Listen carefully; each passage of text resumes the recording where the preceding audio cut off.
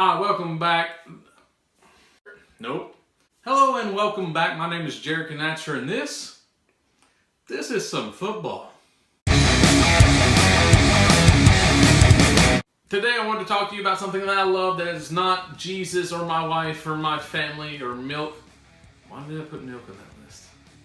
Yeah, it's accurate.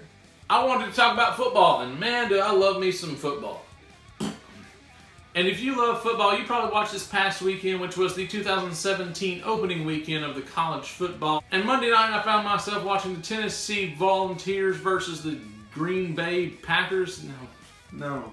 I watched the Tennessee game, and it was a really enjoyable game, especially as it continued to build to Tennessee's win in overtime. But as I sat there and watched Tennessee pull out another victory right there in the end in overtime, despite the painful memories that I am forced to live with back in September 26th of 2005 when LSU was up 21 points to nothing at halftime, and Tennessee and LSU went back into the locker rooms, and I guess they swapped jerseys because they came back out and Tennessee came back, tied the game, and ended up beating LSU in overtime 30-27. But I'm not bitter. No, I'm not.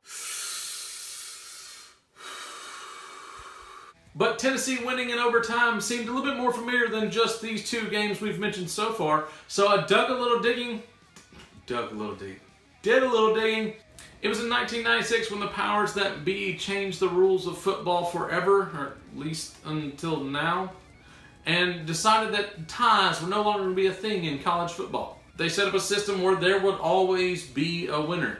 And since 1996, Tennessee, that is the Tennessee Volunteers, University of Tennessee in Knoxville, has appeared in more games than any other college football team in the Division 1A school system district thing. I don't know. They have made 20 appearances, including this last week's appearance in overtime, with the next two teams underneath them being TCU and Arkansas appearing at 18 apiece. Of those 20 games, Tennessee has won 65% of those games, unless you take them to home, in which their where their win percentage jumps from 65 to 70%.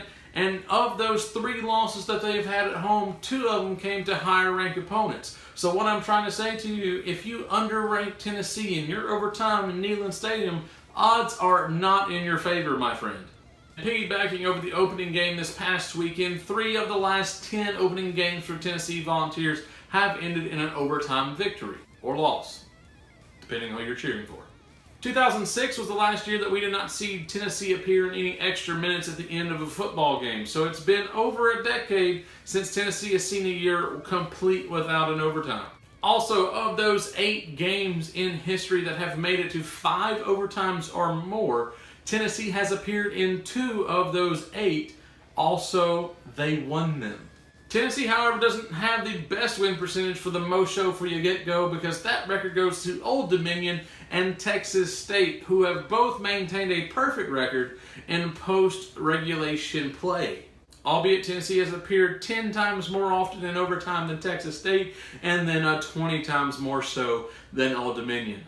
Speaking of small schools and bonus brawl, ULM, that is to say the University of Louisiana in Monroe, has appeared 12 times in the overtime region of a football game, winning 9 of those 12, leaving their win percentage at 75%. The Big Red Nebraskan Cornhuskers, however, have appeared 11 times, winning only 8 of their games, putting their win percentage at 72.7%.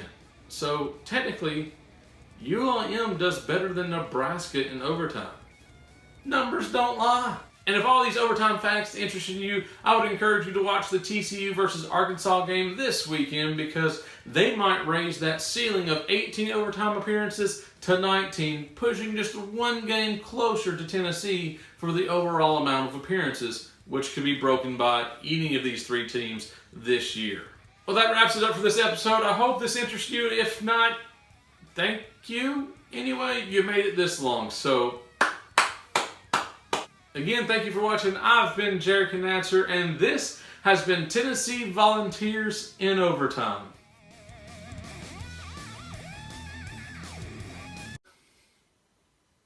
And I found myself watching the Georgia Tech.